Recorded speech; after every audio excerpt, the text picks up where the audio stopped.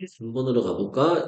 데이 22의 3번인데, 3번은 이제 흐름과 관계없는 문장이다. 그지? 이게 내용이 조금 어려워. 이거 논리도, 그래, 논리도 조금 이제 자연스럽게 연결이 잘 안 되는 부분이 있을 거야. 자, 그걸 한번 찾아보자.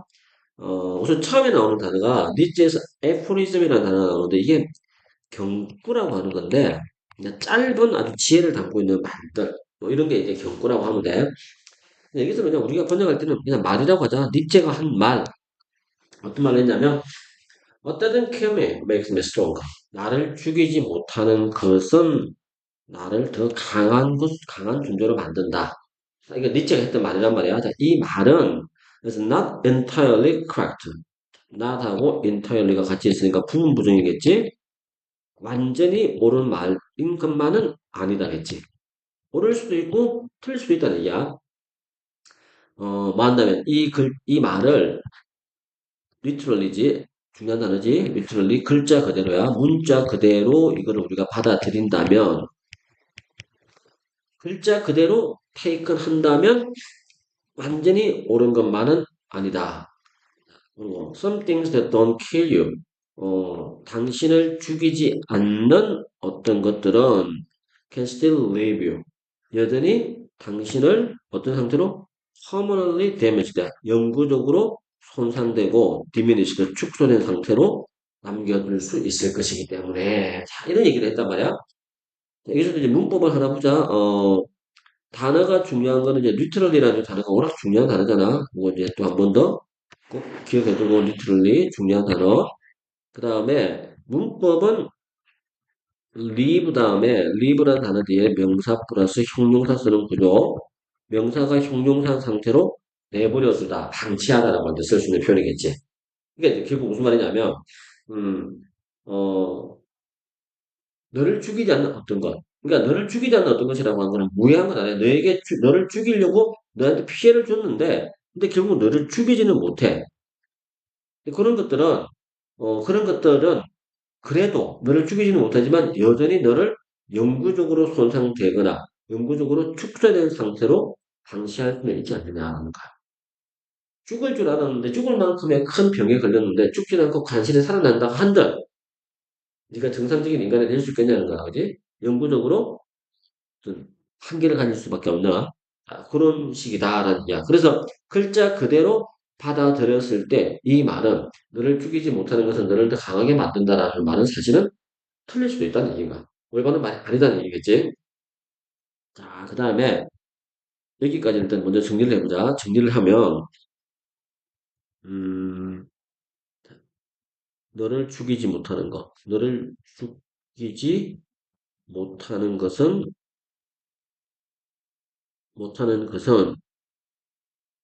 너를 강하게 하는 것이 아니지. 아니라 너를 영구적 손상 상태로 만들 수도 있다. 이게 이제 일반적인 지혜, 그지? 제너럴 위스덤처럼 얘기를 했어. 그러나, 자, 여기서 갑자기 그러나가 나왔어. 그러나 아이들에게 뭘 가르치는가?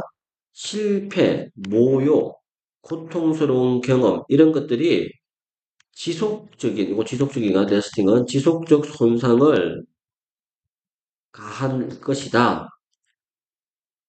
라고 아이들에게 가르치는 거지, 그지? 자, 그걸 가르치는 거. 이게 이제 주어야. 가르치는 것은 그 자체로, 저절로 아주 해롭다. 그지? 자, 다시 가자. 아이들한테, 그러니까 원래 이제, 너를 죽이지 못하는 것은 너를 강하게 만들어주는 것은 사실은 아니고 너를 영구적으로 손상 있게 하는 것이 맞을 수도 있어. 그럼에도 불구하고 아이들한테 그걸 가르치기에는, 그지? 실패나 모욕이나 고통이라고 하는 것이 너에게 영원한 손상을 줄 것이다라고 아이들한테 어떻게 가르치겠냐는 거야. 이 아이들이 살아갈 인생이 너무 많은데, 또 실패할 가능성도 있는 아이들인데, 그걸 미리 가르칠 수는 없다는 거야. 그래서 인간들은 뭐가 필요하냐면, 신체적이고 정신적인 어려움과 스트레스를 주는 요인들이 필요한 법이야. 이게 꼭 필요해. 그렇지 않으면 우리는 회화를 할 수밖에 없어. 이렇게 정리를 했단 말이야. 이 문장의 뜻을 이렇게 잡아보자. 어, 이 말이 맞지만, 그러나 살아갈 날이, 는 아이들에게 실패의 상처가 영원할 것이다. 하고 가르치는 것은 무리다. 이렇게 가르칠 수는 없단 말이야. 그러면서 이제 하는 얘기가 원래 기본적으로 인간은 어떻게 가르치려 이렇게 무리다라고 했으니까 그럼 어떻게 가르칠 것인가에 대한 얘기가 좀 있어야 되지 않겠는가라고 해서 이제 나온 얘기 같아. 인간은 기본적으로 신체적 그다음에 정신적 고난을 필요로 해. 그게 아니면 그렇지 않으면이야. 그렇지 않으면 인간은 퇴화한다. 이렇게 얘기를 했단 말이야. 그러면서 하는 말이 예를 들면 근육이나 관절 얘기로 넘어갔어. 근육이나 관절은 스트레스를 주는 스트레스 요인이 필요하다. 그래야만 제대로 발달할 수 있어. 또 너무 많은 휴식은 오히려 근육이 에트로피아, 완화되도록 유발한다는 거지. 그리고 관절이 움직임의 동작을 잃어버릴 수 있도록 범위를 잃어버릴 수 있는 거지. 심장과 폐 기능이 쇠퇴하도록 만들고 혈액 응고가 형성되도록 만들 수 있다. 너무 많이 쓰는 건 안 된다는 거지. 계속해서 몸을 움직여줘야 된다는 거지. 스트레스를 줘야 된다는 얘기야. 그리고 근육 건강과 관절 건강은 원래 나란히 진행된다. 고해내 나란히 진행되는 거지.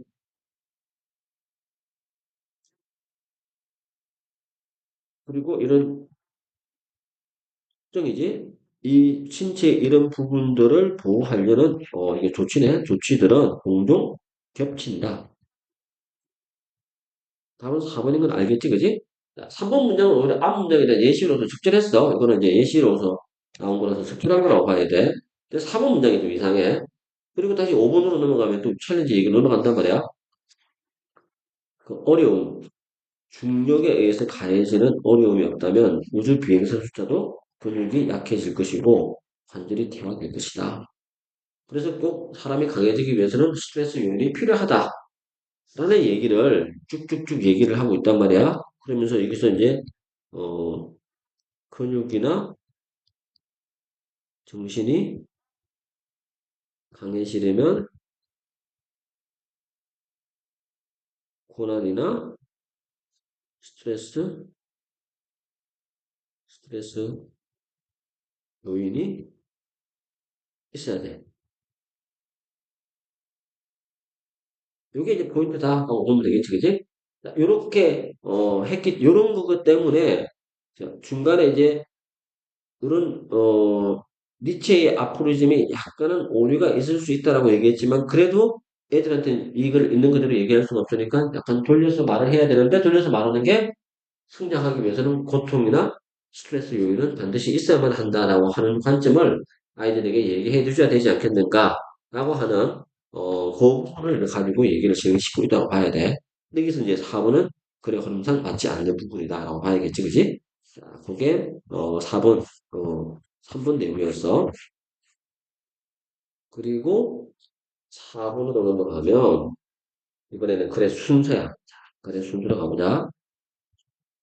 1908년도에 한 카우보이야. 이름이 조지 맥정킨이라는 이름을 가진 한 그 카우보이가 말을 타고 가고 있었어. 이게 동사지 와즈 라이딩이 어디에서 근처에서인데 폴섬이라는 뉴멕시코주 폴섬이라는 아주 작은 마을 근처에서 말을 타고 이동하고 있었어.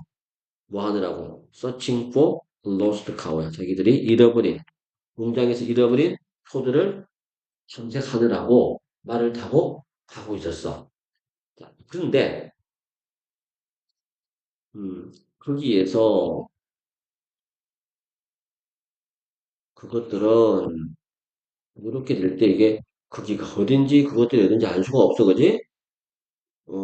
B도 보자. It was stone spear points Mac Jenkins had found beside the bone that had 너무 갑작스러운 내용이야, 그지? 이것도 이제 곤란할 것 같고. 그래서 C부터 시작을 하는데 instead라는 단어의 특징이 원래 부정어가 나와야 된단 말이야. 근데 여기서는 부정어는 없었어. 근데 이제 부정적인 포인트는 있었어. 뭐냐면 lost co라고 그랬잖아.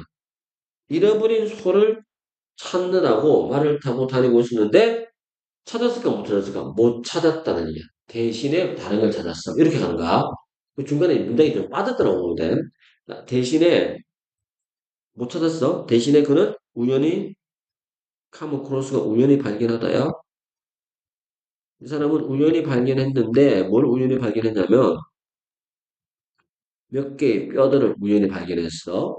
그것도 이 뼈가 뭐가 같이 있으냐면 돌로 만든 스피어 포인트야. 창끝이지. 창끝이니까 창촉이지, 그지? 돌로 만든 창의 끝부분과 함께 있는 동물의 뼈를 발견한 거. beside them. 그 창끝이 어디 있었다니까? 그 뼈들 옆이겠지? 이게 뼈들이겠지? 뼈들 옆에 있는 채로 뼈를 발견했어. 근데 그 뼈들은 너무 컸어. too large야. 너무 much too large. 훨씬 너무 많이 커서 to belong to a cow. 분명히 소의 뼈는 아닌 것 같아.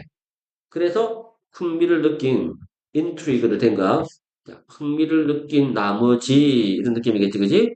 흥미를 느낀 맥젠큰이라는 사람은 그 뼈를 이 뼈들이야. 뼈를 어디로 가져갔어? 다시 렌치하우스 이게 방목장이야, 목장이야. 목장에 있는 집으로 가져왔어. 그러니까 뼈를 발견했는데 그 뼈를 그냥 있는 그 자리에 두도 되는데 이건 누가 다른 데라고 생각하고 그냥 가져왔다는 얘기야 집에 뭔가 이유가 있겠지라고 생각하고 자 그러면서 어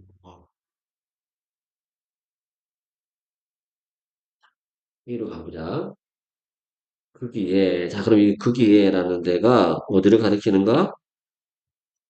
요 거기가 가리키는 거는 목장이야 목장으로 가져갔잖아 그지? 그 목장에서 그것들은 뼈겠지 그 뼈들은 스테이든 그대로 목장에 있었다는 얘기야 1925년이 될 때까지 그리고 1925년 그때에 그들이 뭐 했어?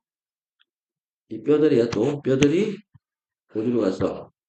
제스 피긴스라는 콜로라도 박물관 자연사 박물관에 있는 제스 피긴스라는 연구원의 책상이지 책상 위에 안착하는 거지 안착을 하게 되었던 1925년이 될 때까지는 목장이 그대로 있었다는 얘기야 거꾸로 얘기하면 1925년에 계열사에 비로소 박물관에 그 뼈들을 다 줬다는 얘기야 그리고 피긴스라는 이 연구원은 쉽게 확인할 수 있어. 그 뼈들이 알고 보니까 어떤 뼈들은 이게 뼈지, 그지? 아주 오래전에 멸종한 들소지, 물소, 들소도 되고 물소도 되고 들소의 형태의 그 뼈다. 그리고 그 들소는 had roamed, 어스름거리고 돌아다니는 거지. 그 빙하기 말경의 평야지대를 어스름거리며 돌아다녔던 그 들소의 오래전에 멸종한 들소의 뼈다라고 하는 것을 손쉽게 갖다 한눈에 알아봤어.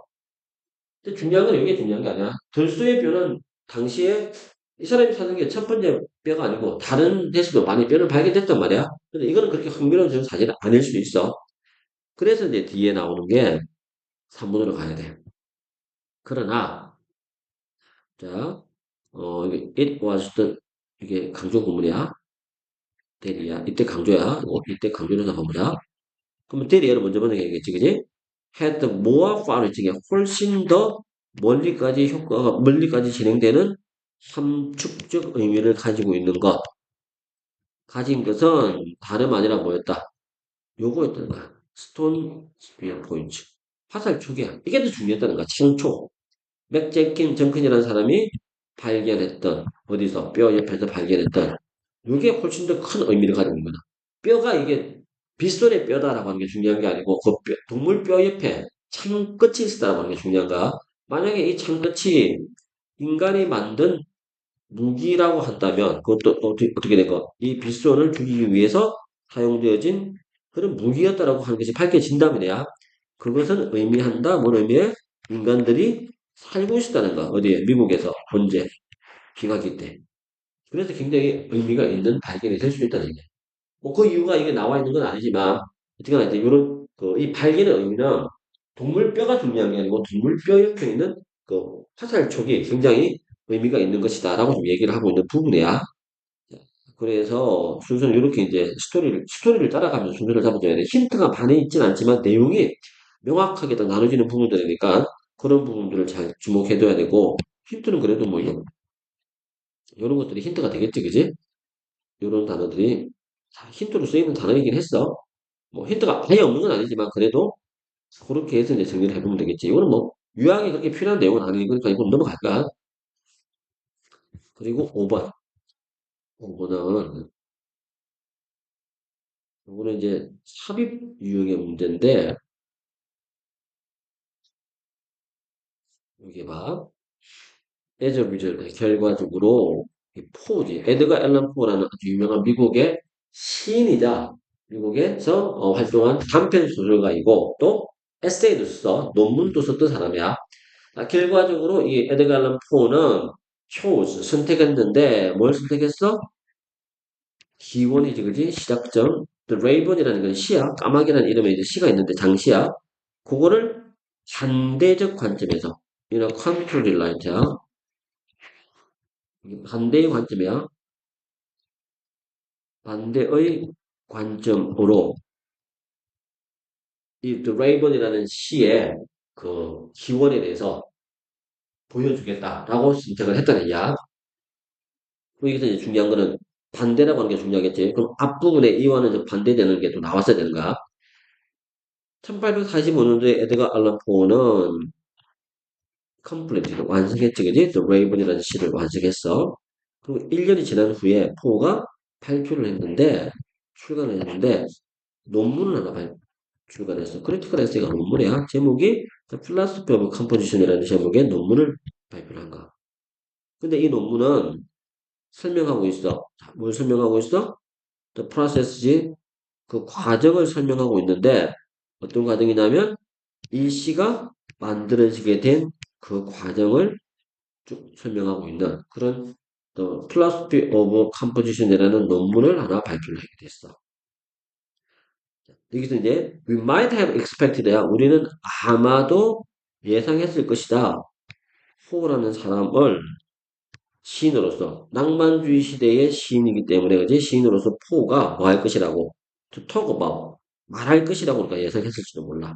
뭐에 대해서 얘기하냐면 flash of inspiration 중요한 단어지 그지 번뜩이는 영감이야. 영감의 번뜩임이야. 시적 영감이 플래시야 번뜩이다. 번뜩이. 어 요거에 대해서 한번 얘기하겠지라고 우리가 아마 생각했을 수도 몰라. 왜 이 사람이 낭만주의 시인이니까. 그리고 그것에 의해서 바유치아 그 영감에 의해서 전체 시가 한순간에 이는 인스턴트 한순간에 눈 깜짝할 사이에 한 시가 전체가 나타났다. 이런 걸 우리는 아마 예상했을지도 몰라. 정답이 당연히 이제 2번이 될 수도 있었어. 좀 더 읽어보자. 호가 표현한 바처럼 대부분의 작가들이야. 특히 시인들은 좋아한다. 뭐를? 그 시가 이해되어지는 거지. 어, 그들이 시를 쓴다야. 시를 만들어. 만드는데 뭘 통해서 만들어? 일종의 열렬한 광기. 광기를 통해서 시를 만든다. 이게 가짜 목적어네, 그러면. 가목적이고, 대니아가 진목적으로 잡아야 돼. 이런 식의 내용들이 이해되어지기를 선호한다는 얘기야. 다시 말해서, ecstatic intuition이야. 황홀경이지. 황홀경에 빠져있는 황홀경의 직관. 이런 식으로 시를 썼다. 라고 사람들이 이해해주기를 원한다는 얘기가. 그러나, 많은 사람들이 그렇게 원했지만, 이게 중요한 거지. 그러나, 포는 항상 prided himself on. 자기 자신에 대해서 자랑스럽게 생각했어. 자기가 분석적인 힘을 가지고 있는 거에 대해서 굉장히 자랑스러워했어. 반대말이지. 뭐하고는 반대말이냐면 요거. 요것들하고 반대말에 intense frenzy, intuition, 그 다음에 뭐 flash of inspiration 요것들이지. 요것들하고 analytical power하고는 반대말이야. 어, 그래서 분석적 힘을 강조했단 말이야. 자기가 가지고 있다는 걸 사랑스러워했어. 그래서 여기 들어가야 돼. 그래서 결과적으로 포는 The Raven이라는 시가 만들어진 그 과정을 다른 사람과는 좀 반대의 관점에서 제시하기를 원했다는 얘기야. 그래서 하는 말이 It is my intention to render. render가 to make야 이게. 가짜 목적어지 또 진짜 대리아가 명확해지도록 만드는 게 내 의도였어. 대리아가 뭐냐면 No one point in its composition. 이 시를 작성하는 데 있어서 단 어떤 한 포인트도 우연 혹은 직관 요런 것에 기인한다. 노가 있으니까 기인하는 건 없다는 얘기겠지, 그지? 이거를 명확하게 내가 드러내고 싶었어. 그게 내 의도였어. 지금 반대로 갔다, 그지? accident, intuition은 노란색이야. unethical power하고 반대야. 다시 말해서 그 작품이 진행되었다. 차근차근히 완성 단계를 향해서 뭐와 함께 엄밀함이지. 자, 이게 중요한 거죠, 이제. 엄밀함을 가지고 하나 진행되었고, 엄격한 결과야. 수학적 문제의 결과죠. 그게 이제 포가 했던 일이지. 그러면서 그는 강조했다. 뭘 강조했을까? 자, 그는 강조했어. 논리가 모든 결정을 이끌었다. 뭐에서부터? 시의 길이나 주제에서부터 하나의 단어나 이미지에 이르기까지 이 논리라고 하는 게 굉장히 중요하게 여기서 사용한다라고 얘기를 하는 거지. 그렇게 노란색과 이제 빨간색 부분을 좀 대비해서 글을 읽으면 될 것 같아. 그래서 이 글에서 얘기의 포인트만 이제 정리를 해보면 19세기 미국이야. 19세기 미국은 낭만주의의 영향을 받고 있었어. 낭만주의 시대라고 보면 돼. 자, 그래서 대부분 사람들이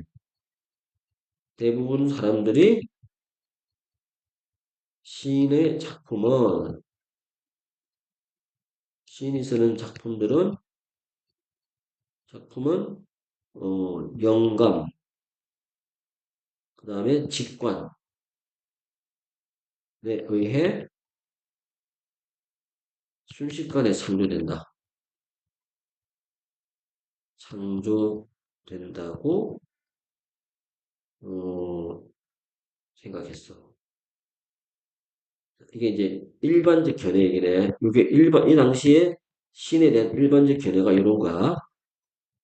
그러나, 그러나, 에드가 앨런 포는 논리와 분석력을 더 중요하게 생각한다.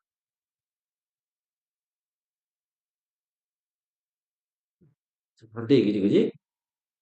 이렇게 내용을 한번 정리해 볼 수 있을 것 같아. 자, 이게 이제, 데이 22에 나와 있는 내용은 이런 식의 내용들이 구성이 되어 있다라고 생각하면 될 것 같아.